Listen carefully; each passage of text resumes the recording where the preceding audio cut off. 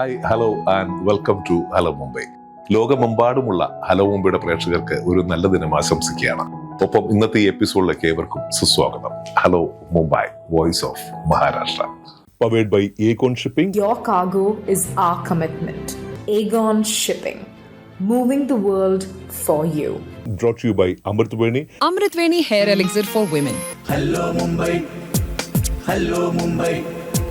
Hello Mumbai. Hello Mumbai. ഉയരുണരും പാളങ്ങൾ നിശയില്ലാ ജീവിതയാത്രകൾ. ഹലോ മുംബൈ. സ്നേഹത്തിൻ സൗഹൃദ ഭൂമിയിൽ അതിരില്ലാ കാഴ്ചയുമായി ഹലോ മുംബൈ.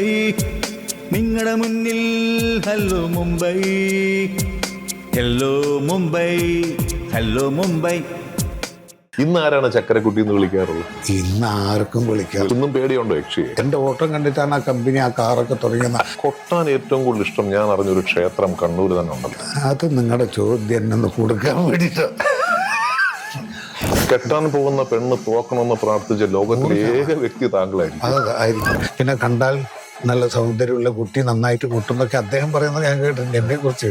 ഓക്കെ, പറയാറ്. അപ്പൊ നമ്മളെന്തൊക്കെയാലും ഇതൊരു പശുവിനെ മേടിച്ചാൽ ചെറിയ പ്ലാനിങ്ങിലാണ്. എന്നെ നാട്ടിൽ നിന്ന് ഓടിക്കണമെന്ന് വല്ല വിഷയം പോളണ്ടിലൊരു പെണ്ണെ കെട്ടിപ്പിടിച്ചൊരു കഥ. എന്നെ കെട്ടിപ്പിടിച്ചു. ഏവർക്കും ഒരിക്കൽ കൂടി സ്വാഗതം.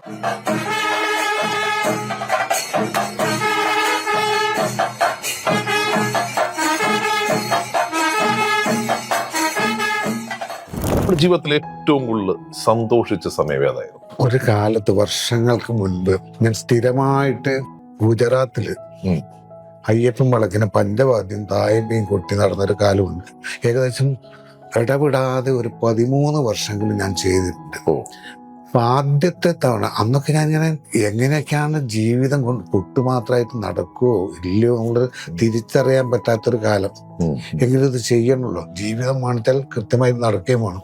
അങ്ങനെ ഗുജറാത്തിൽ പോയിട്ട് ബറോഡ അയ്യപ്പൻ വിളക്കിനൊരു തായമ്പ കൊട്ടി.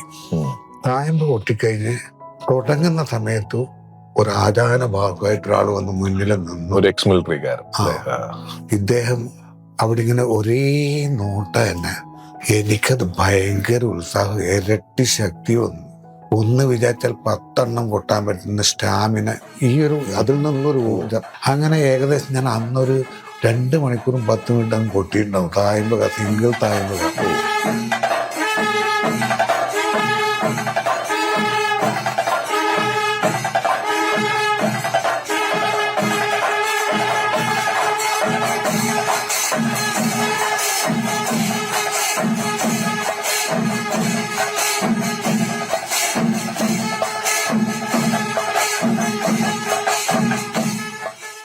കൊട്ട് കഴിഞ്ഞെന്ന് ഇദ്ദേഹം ഒറ്റ നമസ്കാരം എൻ്റെ കാലിന്. അപ്പോൾ അവരെ ഹിന്ദി എനിക്കറിയില്ല. ഞാൻ ഉടനെ ഇദ്ദേഹം എഴുന്നേറ്റാണ് ഞാനും നമസ്കരിച്ചു. നമ്മുടെ കമ്മിറ്റിക്കാരൊക്കെ വന്നു. അപ്പൊ അദ്ദേഹം പറയുന്ന ഇവരെനിക്ക് അദ്ദേഹം പറഞ്ഞ, നിങ്ങളാണ് ദൈവം, ജീവിച്ചിരിക്കുന്ന ദൈവം. ഞാൻ ഇത്രയും സമയം എവിടെയാണ് നിന്നത് എന്ന് പോലും മറന്നിട്ടുള്ള ഒരവസ്ഥയാണ് എനിക്കുണ്ടായത്. അതുകൊണ്ട് ഞാൻ അറിയാണ്ട് നമുക്ക് എന്നെക്കാളും അന്നായാലും എന്നെക്കാളും ഒരു 30 വയസ്സെങ്കിൽ അദ്ദേഹത്തിന് കൂടും എൻ്റെ ഒരു കാഴ്ചപ്പാട്. അത് കഴിഞ്ഞ് ഇതൊക്കെ കഴിഞ്ഞപ്പോൾ ആ ഒരു ഇതുണ്ട്. അന്നാണ് എനിക്ക് തോന്നിയത് കൊട്ടുകൊണ്ട് ജീവിക്കാം. ആ ചോദിച്ച ചോദ്യത്തിന് ഏറ്റവും സന്തോഷം തോന്നിയ ഒരു നിമിഷം അതാണ്. കാരണം നമുക്ക് കൃത്യമായിട്ട് നീ ഇതിൽ സഞ്ചരിച്ചോളൂ എന്നുള്ളത് നമുക്ക്, അതാണ് ഞാൻ പറഞ്ഞ, ദൈവത്തിനൊന്നും ഞാൻ ഇതുവരെ കണ്ടിട്ടില്ല. പറയാറില്ലേ, കേളികൊട്ടുണരുന്ന കേരളം എന്ന പോലെ കൊട്ടുകേട്ടില്ലേ ദൈവങ്ങൾ. ഒരു കാലത്ത് വിളംബരം നടത്തിയത് ഈ ചെണ്ട കൊട്ടി തന്നെയാണ്. ഈ ചെണ്ടയുടെ ഈ തോലില്ലേ, അത് ഉണ്ടാക്കുന്ന, ഇപ്പൊ നമ്മളൊരു കലാഭവന്റെ സിനിമയിലൊക്കെ പറഞ്ഞ പോലെ മാനിന്റെ തോല് കൊണ്ട്, പക്ഷെ മാനിന്റെ തോലല്ലല്ലോ, അത് ഇത് പശുവിന്റെ ആണല്ലേ? അത് പശുവിന്റെ കാളയുടെ. അപ്പൊ നമുക്ക് പക്ഷെ അത് നമ്മൾ ശ്രീകോവിലിന്റെ അകത്തേക്ക് അങ്ങനെ ഒരു തോല് കൊണ്ടുപോകുന്നത്, അങ്ങനെ എന്തെങ്കിലും കുറിച്ച് ചിന്തിച്ചിട്ടുണ്ടോ എപ്പോഴെങ്കിലും? അങ്ങനെയൊക്കെ ചിന്തിച്ചു കഴിഞ്ഞാലും ഒരു പക്ഷേ താങ്കൾ ചോദിക്കുന്നത് ഒരു മാംസാഹാരം കഴിക്കുന്ന ഒരു വിഷയം, അതിന്റെ തോലല്ലേ ഇത്. ഇതൊക്കെ ഈ ദേവപ്രതിഷ്ഠ പോലും മനുഷ്യ നിർമ്മിതമാണ്. സ്വയംഭൂ എന്നൊക്കെ പലതും പറയുന്നെങ്കിലും ഇതിലെന്തൊക്കെ ചെയ്യണം, എങ്ങനെയൊക്കെ ചെയ്യണം എന്നുള്ളത് ഇത് ഉറപ്പിച്ചിട്ടുള്ളത് മനുഷ്യന്മാരാണ്, മനുഷ്യന്മാരാണ്. ഇപ്പൊ തന്നെ കേരളത്തിലെ ക്ഷേത്രങ്ങൾ എടുത്തു കഴിഞ്ഞാൽ പല രീതിയിലുള്ള പൂജകളുണ്ട്. മധ്യമ പൂജ, ഉത്തമ പൂജ, അങ്ങനെയുണ്ട്. മധ്യമ പൂജ നടക്കുന്ന സ്ഥലത്ത് അവിടെ മത്സ്യമാംസാദികൾ നിവേദ്യമുണ്ട്. ഒരുപാട് കാവ് കേരളത്തിന്റെ വടക്കേ ഒരുപാടുണ്ട്, മുത്തപ്പ എല്ലാം ഉണ്ട്. അപ്പൊ ഇതൊക്കെ അതല്ലാത്ത ക്ഷേത്രങ്ങൾ ഇതൊന്നും ഉപയോഗിക്കുന്നില്ല. അപ്പൊ ഈ രണ്ട് ശൈലിയും രണ്ട് സമ്പ്രദായങ്ങളും ഇത് നമ്മൾ തന്നെ ഉണ്ടാക്കിക്കൊണ്ട് നടത്തുന്നതാണ്. അപ്പൊ അവിടേക്കാണ് ഈ പശുവിന്റെ തോലിന്റെ ചെണ്ടവട്ടം ഉണ്ടാക്കിയിട്ട് പൊട്ടുന്നത്. ആ കാലത്ത് വേറെ ഇപ്പോഴത് മാറി വരുന്നു. ഇപ്പൊ സിന്തറ്റിക് എന്ന് പറഞ്ഞ ഒരു ഇതുകൊണ്ട് അതേമാതിരി തോല് കിട്ടാത്തത് കൊണ്ടാണോ ഈ സിന്തറ്റിക് മുഴുവൻ അങ്ങനെ പറയാൻ വയ്യ. കുറച്ചും കൂടി എളുപ്പമുണ്ട് ഇത് സമ്പാദിക്കാൻ. അപ്പം നമ്മുടെ ശബ്ദത്തിന് മാറ്റം ചെറിയ മാറ്റം ഉണ്ടാവും. അത്രേ ഉള്ളൂ. ആ മാറ്റങ്ങളൊക്കെ നമ്മൾ കാലത്തിനനുസരിച്ചിട്ട് ഇപ്പൊ അംബാസഡർ കാർ ഒരു ഉദാഹരണം പറയാണ്. ഒരു കാലത്ത് വളരെ ഗംഭീരമായ കാറാണ്, ചിലപ്പോൾ ഇന്നും അത് ഗംഭീരമാവും. പക്ഷെ ഇന്നും നല്ല ബെൻസ് വണ്ടി വന്നു കഴിഞ്ഞാൽ അല്ലെ വേറെ വന്നാൽ അതുകൊണ്ട് പോകുന്നതാണ് യോഗ്യത എന്ന് ധരിക്കുന്ന മനുഷ്യരുണ്ടല്ലോ. അത് ആ ഒരു മാറ്റങ്ങൾ മാത്രമേ ഇതിനും കാണുള്ളൂ. ചെറിയൊരു ഇത്രയും ഇത് കേട്ട് ചൊല്ലി അപ്പടി അച്ചുന്നൊരു ഇതുണ്ട്. അതുമാതിരി നമുക്ക് ഇതിൻ്റെ ഒരു 10 പ്രാവശ്യം ഈ സിന്തറ്റിക്കിന്റെ തോല് കൊണ്ട് കേൾക്കുന്ന ശബ്ദമായ അത് നമ്മുടെ കാതിന് ഉൾക്കൊള്ളാൻ ഇമ്പമായി കഴിയുമ്പോൾ അത് മാറി വരും. തീർച്ചയായും അത്രയേ ഉള്ളൂ. പണ്ട് ഒരു കാലത്ത് അതായത് നമുക്ക് ഇന്ന പൈസ വേണം അല്ലെങ്കിൽ ഇങ്ങനെ വേണമെന്ന് ആഗ്രഹിക്കുകയും ഡിമാൻഡ് ചെയ്യുകയും വാദ്യകലാകാരന്മാർ ഒരുപാട് വാദിക്കുകയും ചെയ്ത ഒരാളാണ് താങ്കൾ, അല്ലേ? അപ്പം ഇന്നത്തെ ഒരു കാലത്ത് എന്ത് മാറ്റം കൊണ്ടുവരണം എന്നാണ് താങ്കൾ ആഗ്രഹിക്കുന്നത്? ഇന്നത്തെ കാലത്ത് ഈ വാദ്യകലാകാരന്മാർക്ക് കൃത്യമായും ന്യായമായിട്ടുള്ള പ്രതിഫലം കിട്ടണം. അത് കിട്ടണമെന്ന് പ്രാർത്ഥിക്കുകയും ഇല്ലെങ്കിൽ അതിനുവേണ്ടി ആവശ്യപ്പെടുകയും ചെയ്യുന്നത് അത് കൊടുക്കാൻ കപ്പാസിറ്റി ഉള്ള സ്ഥലത്ത് നിന്ന് കൊടുക്കാതിരിക്കുമ്പോഴാണ്. ഒന്നും ഇല്ലാണ്ടും ചെയ്തിട്ടുകൊണ്ട് ഇപ്പോഴും ചെയ്യുന്നുണ്ട്, ഇല്ലെങ്കിൽ നമ്മൾ പറയാണ്ട് തന്നെ അതുകൊണ്ട് സംതൃപ്തി. പക്ഷെ ഈ സംതൃപ്തി ഉണ്ടാവണമെങ്കിൽ ചില വിഷയങ്ങൾ നമ്മൾ ആലോചിക്കുന്നതിന് മുമ്പേ അവർ കണ്ടറിഞ്ഞ് ചെയ്യണം. അത് സാമ്പത്തികം മാത്രമല്ല, മുഴുവൻ ആ വിളിക്കുക, ആദരിക്കുക, വേണ്ട രീതിയിൽ കൊണ്ടുവരിക, അവിടെ വേറൊരു തൃപ്തിയാണ്. അല്ല, ഇപ്പൊ ഈ ഒരുപാട് പുതിയ മാറ്റങ്ങൾ വന്നു. ഇപ്പൊ എല്ലാം റീലുകൾ അങ്ങനെ ഇങ്ങനെയൊക്കെ താങ്കൾക്ക് കണ്ടിട്ടുണ്ടാവും, അതിലുണ്ടാവാം. ഞാൻ കിടന്ന് എന്തൊക്കെ മാറ്റങ്ങൾ ഇനി നമുക്കതിനെ ഒന്ന് മാറ്റണ്ടേ? പഴയ ഒരു ശൈലിയിൽ നിന്നും ഇതിനൊരു മാറ്റം കൊണ്ടുവരണ്ടേ? മാറ്റങ്ങൾ വന്നുകൊണ്ടേയിരിക്കുന്നുണ്ടല്ലോ. ഇപ്പോഴും തായമ്പുക എന്നുള്ള വിഷയത്തിൽ ഞാൻ ഏറ്റവും അധികം ചെയ്യുന്നൊരു വിഷയമാണ് തായമ്പുക. തായമ്പുക ഏകദേശം ഒരു 50 കൊല്ലമായിട്ട് ഞാൻ ആ രംഗത്തുണ്ട്. ഈ 50 കൊല്ലം മുൻപ് എന്ത് നടന്നിരുന്നുള്ളത് കൃത്യമായിട്ട് എനിക്കറിയാം. ഇപ്പം എന്ത് നടക്കുന്നെന്നും അറിയാം. ഒരുപാട് നമ്മളൊന്നും പ്രതീക്ഷിക്കുന്നതിൽ എത്രയോ മേലെ ചെയ്യാൻ പ്രാപ്തരായിട്ടുള്ള കലാകാരന്മാർ നമ്മുടെ കേരളത്തിൽ വളർന്നുകൊണ്ടേയിരിക്കുന്നു അനുദിനം. ഇത് വലിയൊരു മാറ്റമാണ്. ഈ മാറ്റത്തിൽ നിങ്ങൾ ഇപ്പോൾ സാധാരണ ഇപ്പോൾ പലവരും പറയുന്നത് തായമ്പയുടെ മുഖം എന്ന് പറഞ്ഞൊരു 6 സ്റ്റെപ്പായിട്ടാണ് മൊത്തം അതിൻ്റെ രൂപം. ആ മുഖം മാറ്റത്തിൽ മട്ടന്നൂർ ഒരു കാരണക്കാരനാണ് ആക്ഷേപ രൂപത്തിലും ഇഷ്ടരൂപത്തിലും പറയുന്ന ജനങ്ങൾ കേരളത്തിൽ തന്നെ ഉണ്ട്. അല്ല, ഒരുപാട് നമ്മളൊക്കെ വളരെ അഭിമാനത്തോടെ അഹങ്കാരത്തോടെ ഉപയോഗിക്കുന്ന നാമമാണ് താങ്കളുടെ. അത് കാരണം ഞാൻ അതിൽ എന്നും ഒരു അന്വേഷിക്കുന്നൊരു വിദ്യാർത്ഥിയാണ് ഞാൻ. ഇപ്പോൾ ഇത്രയൊക്കെ ആയിട്ടും 36 വർഷം താങ്കൾ തൃശ്ശൂർ പൂരത്തിന് കൊട്ടുകയും അതിന് കൂടെ എല്ലാം ഉണ്ടായിരുന്ന ഒരാളാണ്. മാറി നിന്നതോ അതോ മാറ്റി നിർത്തപ്പെട്ടതോ? ഇന്നേ വരെ ഒരൊറ്റ സ്ഥലത്ത് നിന്ന് എന്നെ മാറ്റി നിർത്തിയില്ല, മാറി നിന്നതാണ്. കാരണം ഈ പട്രാത്ത് ശങ്കരമാരാന്ന് വന്നെ ഞാൻ നേരത്തെ പറഞ്ഞ ഇടക്ക ഗുരുനാഥന്റെ അടിയന്തര സ്ഥലമായിരുന്നു തിരുവമ്പാടി. 2 വർഷം കഴിഞ്ഞപ്പോൾ എന്നെ അദ്ദേഹം അവിടേക്ക് കൊണ്ടുപോകണം. 2 വർഷം അവിടെ ഞാൻ പൂജക്കൊട്ടുകാരനായിട്ട് അമ്പലത്തിൻ്റെ ഉള്ളിൽ മാത്രം സത്യസന്ധമായും കൃത്യനിഷ്ഠയും അടിവരയിടായിരുന്നു. 6 വർഷത്തോളം പ്രമാണിയായിരുന്നല്ലോ. അത് ഇദ്ദേഹമൊക്കെ പോയതിനു ശേഷം അങ്ങനെയാണ് ഞാൻ തൃശ്ശൂർ പൂരത്തിനും മേളത്തിനും പഞ്ചവാദ്യത്തിനും എന്നെ അവിടുത്തെ ഒരു കലാകാരനായിട്ട് അവയെ ഏറ്റെടുക്കുന്നത്. അത് ഈ ഗുരുനാഥനാണ് അവിടുത്തെ ഓൾ ഇൻ ഓൾ. അദ്ദേഹം പറയുന്ന മാതിരി അവിടെ അങ്ങനെയാണ് എനിക്ക് അവിടെ ഒരു ചാൻസ് കിട്ടുന്നത്. വർഷങ്ങൾക്ക് ശേഷം അദ്ദേഹം മരണപ്പെട്ടു. പിന്നീട് 1 കൊല്ലം ഞാൻ പോയില്ല. അടുത്ത കൊല്ലം വീണ്ടും എന്നോട് നിർബന്ധമായി ചെല്ലാൻ പറഞ്ഞു. അതിനുശേഷം കുറേ വർഷങ്ങൾ ശേഷമാണ് എനിക്ക് പ്രമാണം തരാൻ പറ്റത്. ഞാൻ പറഞ്ഞു എനിക്കത് വേണ്ട, കാരണം ഞാനത് ആഗ്രഹിക്കുന്നില്ല. ഈ നിൽക്കുന്ന കൂട്ടത്തിന് അത് ആഗ്രഹിക്കുന്നവരും അത് അവർക്ക് തന്നെ കൊടുത്തോളൂ. എനിക്ക് ഇതൊക്കെ സത്യമാണ്, 1% പോലും കളവല്ല, അവർക്കും കൊടുത്തോളൂ. അപ്പോൾ അന്നത്തെ കമ്മിറ്റി പറഞ്ഞ അങ്ങനെ ഒരു ചിന്തയേ ഇല്ല. പ്രമാണം മട്ടന്നൂർ ഏറ്റെടുക്കുക, എന്തൊക്കെ മാറ്റങ്ങൾ അതിന് നിർവഹിക്കേണ്ടി വരും അത് പറഞ്ഞാൽ അത് 100% ചെയ്തിരിക്കും. അപ്പൊ 15 ചെണ്ടയാണ് മുന്നിൽ കൊട്ടുന്ന ചെണ്ട. മൊത്തം 250-300 ആളുണ്ടാവും. മുന്നിൽ 15 ചെണ്ട. ഞാൻ പറഞ്ഞു 12 മാറ്റണം. അതെന്താ കാരണം, ഇത് മേളം എന്ന് പറഞ്ഞാൽ ഒരു റിലേ മാതിരിയാണ്. ആ ബാറ്റൺ നിങ്ങളുടെ കയ്യിൽ കൃത്യമായിട്ട് ഓടി എത്തണം, അപ്പോഴേ ജയിക്കുകയുള്ളൂ. അടുത്ത ആളിലേക്ക് അതുമാതിരി എൻ്റെ കൂടെ ഓടിയാ എത്തുന്നവരെന്നെ വേണം. ആ 12 പേരും അന്ന് എത്തില്ല. നമ്മളെല്ലാവരും ഒരു ആഗ്രഹമല്ലേ തൃശ്ശൂർ പൂരത്തിനിരിക്കുന്നു കൊട്ടണം, എനിക്കതിന് മുമ്പ് നിൽക്കണമെന്നൊക്കെ ഒരു ആഗ്രഹം എല്ലാവർക്കും ഉള്ളതല്ലേ. അപ്പൊ അതുകൊണ്ടായിരിക്കാം മറ്റു ചിലവർക്ക് അതിലേക്ക് വരണമെന്ന് ആഗ്രഹിക്കുന്നത്. ആ ആഗ്രഹം സബലീകരിക്കാൻ വേണ്ടി ഞാൻ തന്നെ തയ്യാറായിരുന്നു, കൊടുക്കുന്നേ പറഞ്ഞിട്ടുള്ളൂ. എനിക്ക് വേണമെന്നല്ല പറഞ്ഞത്. കാരണം നമ്മളെല്ലാം ആഗ്രഹമല്ലേ, കാന്ത ഞാനും വരട്ടെ.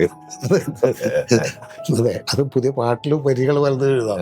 മാനിന്റെ തോലുകൊണ്ട് ചെണ്ട ഉണ്ടാക്കുന്നത്, അതൊക്കെ ഒരു പിന്നെ എന്തുകൊണ്ടാണ് പിന്നെ അത് കാരണം എന്നെ സംബന്ധിച്ച് ഞാൻ കാണുന്ന തൃശ്ശൂർ പൂരം എന്ന് പറഞ്ഞാൽ ഈ പട്രാത്ത് ഗുരുനാഥൻ അദ്ദേഹം എന്നോട് പറയാറുണ്ട്, ചക്കരക്കുട്ടിയെ അങ്ങനെ ചക്കരക്കുട്ടി കൃഷ്ണൻ എന്ന് പറഞ്ഞാൽ അതൊന്നേ ഉള്ളൂ.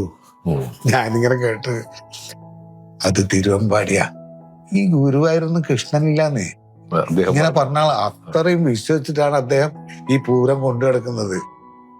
അപ്പൊ അദ്ദേഹത്തിന്റെ ശിഷ്യനായിട്ട് ഞാൻ അവിടെ ഈ ചുമതല ഏറ്റെടുക്കുമ്പോഴും തൃശ്ശൂർ പൂരം അന്ന് ഇന്നത്തെ അത്ര ഏറെ അല്ല, അന്നത്തെ ലോകം ഇങ്ങനല്ല. അപ്പൊ നമ്മൾ ഈ ലോകത്തിന്റെ മുന്നിൽ കേരളത്തിന്റെ ബിംബം ഇല്ലെങ്കിൽ പ്രതീകമായിട്ട് കാണിച്ചു കൊടുക്കാൻ പറ്റുന്ന ഒരു വലിയൊരു രൂപമാണ് തൃശ്ശൂർ പൂരം മേളം. അത് തിരുവമ്പാടിയായാലും പാറമേക്കാവായാലും കേരളീയന് ഏറ്റവും അധികം അഭിമാനി അതിൻ്റെ ഒരു ചുമതല ഏറ്റെടുക്കുന്നത്. അപ്പൊ അതിന്റെ ആ ഗൗരവത്തിൽ കാണണം എന്നുള്ളതാണ് എൻ്റെ ഒരു കാഴ്ചപ്പാട്.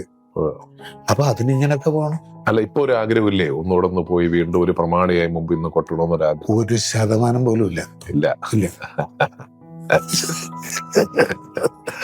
ഓക്കെ, ആയിക്കോട്ടെ. എന്തെങ്കിലും അല്ല, ഞാൻ ചോട്ടെ, നമ്മൾ പൊതുവെ ഇപ്പം ക്ഷേത്രത്തിൽ നമ്മൾ കൊട്ടുന്ന സമയത്ത് ഇപ്പൊ ഉള്ള ആന വിരളുക അങ്ങനെയുള്ള കാര്യങ്ങളൊക്കെ ഉണ്ടല്ലോ. അപ്പം അങ്ങനെ ഇനി ആനകളൊന്നും വേണ്ട എന്നൊക്കെ അങ്ങനെ തോന്നിയിട്ടുണ്ടോ? പ്രത്യേകിച്ച് നിങ്ങൾക്കായിരിക്കുമല്ലോ ഭയം കൂടുതലുണ്ടാവുക.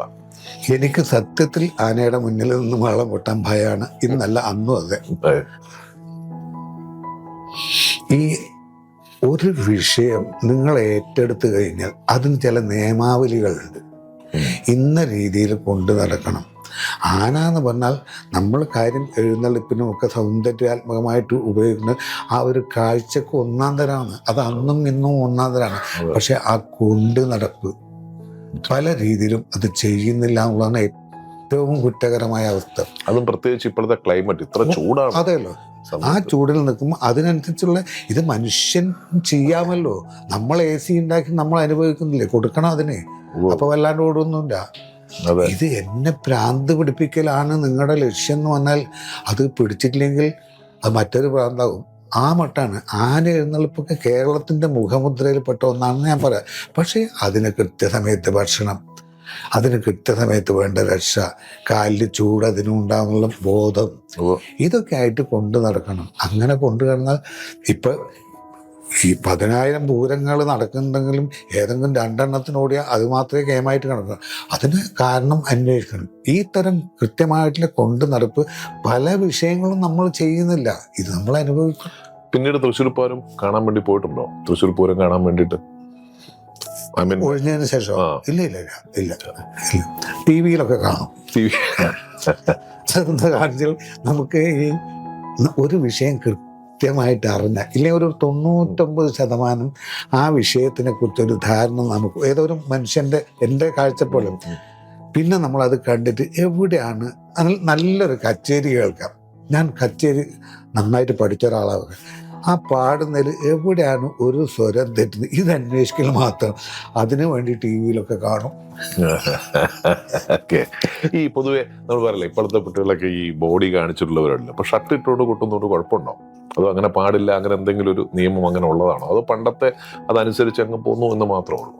ഇത് കേരളത്തിൽ കൃത്യമായിട്ട് അങ്ങനെ ആചരിച്ചു വരുന്ന ഒരു വിഷയമായതുകൊണ്ട്. പിന്നെ കേരളത്തിന്റെ കാലാവസ്ഥ, അതെ, ചൂട്. കേരളത്തിൽ കാലാവസ്ഥ ഒരു പക്ഷെ താങ്കൾ ഇന്ത്യക്ക് വെളിയിലൊക്കെ പോകുമ്പോ, ഈ തണുപ്പ് സ്ഥലങ്ങളിലൊക്കെ പോകുമ്പോ, പ്രത്യേകിച്ച് ഗുജറാത്ത്, ബറോഡ സ്ഥലങ്ങളിലൊക്കെ അവിടെയൊക്കെ ഭയങ്കര തണുപ്പല്ലേ? അതെ. അപ്പൊ എന്ത് ചെയ്യും?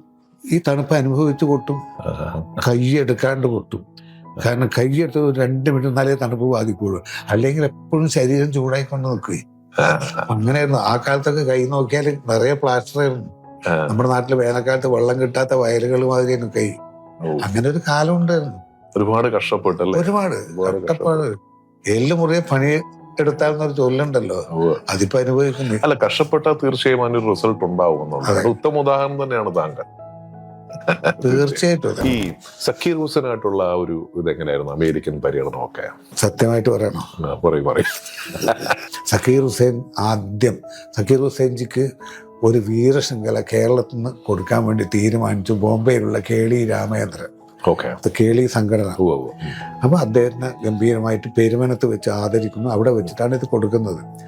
അപ്പോൾ പെരുമനം കുട്ടന്മാർ, അവരുടെ മകളും മറ്റു കലാകാരന്മാർക്ക് അവരുടേതായ സ്ഥിരം ചെയ്യുന്ന കല. അപ്പൊ എന്നെ അന്ന് സക്കീർ ഹുസൈൻ്റെ കൂടെ വായിക്കണം എന്നാണ് ഏൽപ്പിച്ചത്. സത്യത്തിൽ എന്നെ കൊണ്ടൊരു തായമ്പ് കൊട്ടിക്കാണ് വേണ്ടത്. ഞാനതാണല്ലോ ചെയ്യുന്നത്. ഇവരന്ന് സക്കീർ ഹുസൈൻ്റെ കൂടെ എന്നെ വിളിച്ചാൽ ആ പുലിമടയിൽ ആടിനെ കൊണ്ടുപോയി ഇടുന്ന മാതിരി ആണ് പലരും ധരിച്ചത്. ഞാൻ എൻ്റെ മനസ്സിലും വിചാരിച്ചു, അങ്ങനെ ഒരു ആടിന്റെ യോഗ എനിക്ക് വരുന്നത് തിന്നോട്ടെ. ഞാനത് ഏറ്റു. അദ്ദേഹം വന്നിറങ്ങി ഒരു 1.5 മണിക്കൂർ സമയം കൊച്ചി എയർപോർട്ടിൻ്റെ അടുത്തുള്ള ഒരു ഹോട്ടലിൽ വെച്ച് ഞങ്ങൾ ഒരു ധാരണയുണ്ടാക്കി, എങ്ങനെ തുടങ്ങണം, എങ്ങനെ അവസാനിക്കണം എന്ന്. ബാക്കി താളത്തിൻ്റെ ഒക്കെ നമ്മൾ ആദ്യം സൂചിപ്പിച്ച താളമൊക്കെ വേൾഡ് വൈഡ് ഒരേ ഇതുള്ളൂ, യൂണിവേഴ്സലാണ്. അപ്പോൾ നമ്മൾ എങ്ങനെ തുടങ്ങണം, സ്റ്റാർട്ടിങ്ങും ഫിനാലെയും അത് തീരുമാനിച്ച് അതിൻ്റെ ഇടയിൽ നമുക്ക് എന്തും ചെയ്യാം, മനോധർമ്മൊക്കെ ചെയ്യാം. അദ്ദേഹം എന്നെ ഇരുത്താൻ നോക്കിയാൽ എനിക്ക് അങ്ങോട്ട് ഇരുത്താൻ നോക്കാമല്ലോ. അപ്പം ആ ഭയം എനിക്കില്ല. ഞാൻ റെഡിയാണ്. 1/2 മണിക്കൂർ കഴിഞ്ഞപ്പോൾ ഓക്കെ, ദിസ് ഈസ് ഇനഫ് പറഞ്ഞ് അങ്ങനെയാണ് പെരുമനത്ത് പരിപാടി തുടങ്ങുന്നത്. പൂഴിയിട്ടാ താഴ്ത്തു വീഴാത്ത ജനങ്ങൾ തുടങ്ങി. ഏകദേശം ഒരു 3/4 മണിക്കൂർ 1 മണിക്കൂറോളം ഞങ്ങൾ തമ്മിലുള്ള ഇതുണ്ട്. സത്യത്തിൽ പറഞ്ഞ പരിപാടി ഒന്നൊന്നരായി. ജനങ്ങൾ സമ്മതിച്ച പരിപാടി. അതെനിക്ക് സന്തോഷമായിട്ട് പിരിഞ്ഞു. പിന്നീട് അദ്ദേഹത്തിൻ്റെ അള്ളാരാഖയുടെ, ഞാൻ ഈ അള്ളാരാഖയുടെ കൂടെ ഒരു പ്രാവശ്യം തിരുവനന്തപുരത്തുണ്ടായിരുന്നു. ഇദ്ദേഹത്തിൻ്റെ അച്ഛൻ്റെ കൂടെ മാനവീയം എന്ന് പറഞ്ഞൊരു പരിപാടിക്ക് തിരുവനന്തപുരത്ത് ഒരു പരിപാടിക്ക് ഉണ്ടായിരുന്നു. അപ്പോൾ ഇദ്ദേഹത്തിൻ്റെ അച്ഛൻ്റെ ഓർമ്മയ്ക്ക് വേണ്ടിയിട്ട് അമേരിക്കയിൽ, പിന്നെ ബോംബെയിലൊക്കെ ഉണ്ടായിട്ടുണ്ട്. അതിനു മുമ്പ് അമേരിക്കയിൽ 1 മാസം യാത്ര സക്കീർ ഹുസൈൻ്റെ കൂടെ. ഞാനും എൻ്റെ 2 മക്കൾ ശ്രീകാന്ത്, ശ്രീരാജ്, ശിഷ്യൻ വെള്ളിനഴി ആനന്ദ്. 1 മാസം അദ്ദേഹത്തിൻ്റെ കൂടെ ഈ യുഗൽബന്ധിയായിട്ട് നിന്നു. ലോസ് ആഞ്ചലസ് തുടങ്ങിയിട്ട് ന്യൂയോർക്ക് വരെ. അവസാനം അദ്ദേഹത്തിന് ഒരു മലയാളിയാക്കി, അദ്ദേഹത്തിന് സദ്യയൊക്കെ കൊടുത്ത് ഡെയിലി മലയാളിയാക്കാൻ ശ്രമിച്ചു. അദ്ദേഹത്തിന് നമ്മുടെ സദ്യയൊക്കെ ഒരുപാട് ഇഷ്ടപ്പെട്ടു അല്ലേ? എൻ്റെ അടുത്ത് ഇഷ്ടപ്പെട്ടു. അതിൻ്റെ സത്യം പറഞ്ഞാൽ എന്നെ സംബന്ധിച്ച് ഏത് രാജ്യത്ത് പോയാലും ഉച്ചക്ക് കുറച്ച് ചോറ് കിട്ടിയ വളരെ ഇഷ്ടമാണ്. സാമാന്യന ഈ യാത്രാ അനുഭവത്തിൽ എവിടെ പോയാലും നമ്മുടെ തൈരൊക്കെ കിട്ടും. അതും കുറച്ച് പിക്കുകളും ഇതൊക്കെ കിട്ടിയ സുഖമായിട്ട് കഴിയും. അപ്പൊ ഇത് സക്കീർ ഹുസൈൻ്റെ കൂടെ പോകുമ്പോഴും എൻ്റെ മനസ്സിലുണ്ട്. അപ്പൊ ആദ്യം തന്നെ തുടങ്ങുന്ന ലോസ് ആഞ്ചലസ്. അപ്പൊ അവിടെ ഒരു തിരുമയുണ്ട്, നാട്ടുകാരൻ. അദ്ദേഹത്തിനെ വിളിച്ചു വന്ന ഉച്ചക്ക് തരാം. ആ ചാർട്ട് റെഡിയാണ്. 19 സ്ഥലത്ത് പ്രോഗ്രാമാണ് 1 മാസത്തിന്റെ ഇടയിൽ. ദിവസേന ഇങ്ങനെ സഞ്ചരിക്കും. ഒരു ബസ്സാണ് ഞങ്ങൾക്ക് സഞ്ചരിക്കാൻ. ഞങ്ങൾ മൊത്തം 12 പേര് എല്ലാം കൂടി വലിയ ബസ്സും. എൻ്റെ മുൻപിലൊരു കോൺഫറൻസ് ഹാള്, പിന്നിലൊരു കോൺഫറൻസിൻ്റെ ഹാള്, നടുവിൽ 15 ബെഡും. ഇതിലാണ് സഞ്ചാരം, പരമാനന്ദം. വീഴ്ന്നു വിട്ട് അടുത്ത ഈ ചാർട്ട് ആദ്യം തന്നെ തന്നതുകൊണ്ട് ഞാൻ ഈ തിരുമേനോട് ഇന്നെന്ന സ്ഥലത്ത് എനിക്ക് ആളുണ്ട്, അല്ലാതെ അതൊക്കെ ഉണ്ടാക്കാൻ ഒരു കുഴപ്പമില്ല. അപ്പം ഇദ്ദേഹം അങ്ങോട്ട് പരിചയമുള്ള സ്ഥലത്താണ്. ഞാൻ പിറ്റേന്ന് വന്നിട്ട് അവിടെ വിളിച്ച് പറയും ഉച്ചയ്ക്ക്. അവൻ സന്തോഷമായിട്ട് തരുകയും ചെയ്യും. ഇതൊരു 10 സ്ഥലത്ത് കഴിഞ്ഞപ്പോൾ ഇത് മനസ്സിലാക്കി. Always you are getting typical Kerala food. By God will that will happen. If you want join with me, I'm ready. Okay. From tomorrow definitely I will join. പിറ്റേ ദിവസം മുതൽ അടുത്ത സ്ഥലത്ത് വിളിച്ചു പറഞ്ഞാൽ സക്കീർ ഹുസൈനും കൂടി ഭക്ഷണം കഴിക്കാണ്ട് പറയുമ്പോൾ കേരളത്തിൽ ഒന്നാം തരം സദ്യയാണ് വരുന്നത്. അങ്ങനെ കുറേ ഏകദേശം ഒരാഴ്ചയോളം അദ്ദേഹം ഉച്ചക്ക് ഊണ് കഴിച്ചത്. എന്തൊരു സന്തോഷമായിട്ടുള്ള ജീവിതമാണ്. പിന്നെ ലോകം ആരാധിക്കുന്ന ഒരു കലാകാരൻ, അവരുടെ ആ ലളിതമായ ജീവിതം കണ്ടു പഠിക്കേണ്ട ഒരവസ്ഥയാണ്. അദ്ദേഹത്തിൻ്റെ തബലപ്പെട്ടി അദ്ദേഹം എടുക്കുള്ളൂ, വേറെ ആൾക്ക് കൊടുക്കില്ല. അത് ആ ബസ്സിൻ്റെ ചോട്ടിലൊക്കെ അടിയിൽ ലഗേജുണ്ടല്ലോ, ഇതൊക്കെ കണ്ടുപിടിക്കേണ്ട എല്ലാത്തവരും. സ്റ്റാർ ഹോട്ടൽ അവിടെ സാധാരണ ഇതിനു മുമ്പേ ഞാൻ പല സഞ്ചാരവും പല ആൾക്കാരെ കൂടി അമേരിക്കനുണ്ട്. പക്ഷേ ഇദ്ദേഹത്തിന്റെ കൂടെ സഞ്ചരിച്ച അവര് എവിടെ പോയാലും സ്റ്റാർ വിരലുകൾ കൊണ്ട് മാന്ത്രികം തീർക്കുന്ന മനുഷ്യൻ. എവിടെ പോയാലും സ്റ്റാർ ഹോട്ടലാണ്. ഇദ്ദേഹത്തൊക്കെ നമുക്ക് ഓർമ്മ വരുന്നത് വാ താജ് ബോലി, പഴയ Taj Mahal.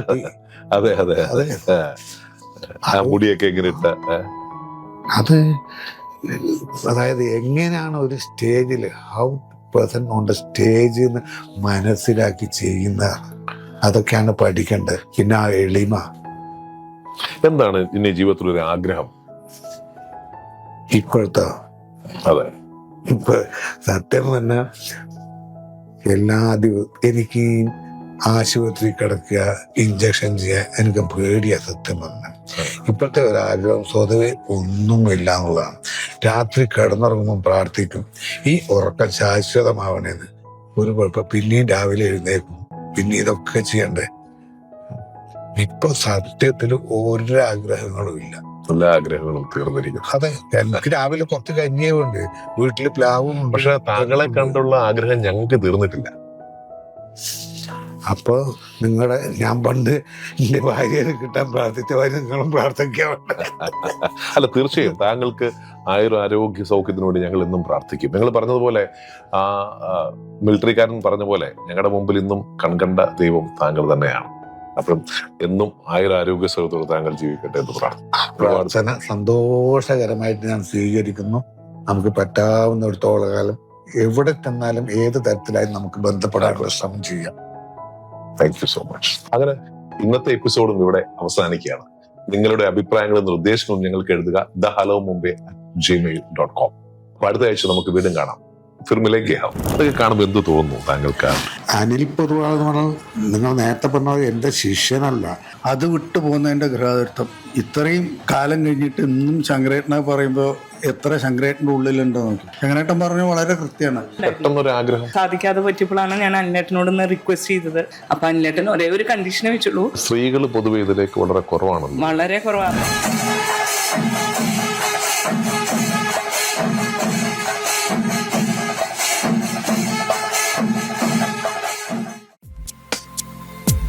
Hello Mumbai, hello Mumbai, hello Mumbai, hello Mumbai. ഉയരുണരും പാളങ്ങൾ, നിശയില്ലാ ജീവിതയാത്രകൾ. ഹലോ മുംബൈ, സ്നേഹത്തിൻ സൗഹൃദ ഭൂമിയിൽ അതിരില്ലാ കാഴ്ചയുമായി. ഹലോ മുംബൈ, നിങ്ങളുടെ മുന്നിൽ hello Mumbai. Powered by Acorn Shipping. Your cargo is our commitment. Aegon Shipping, moving the world for you. Brought to you by Amritveni. Amritveni Hair Elixir for Women.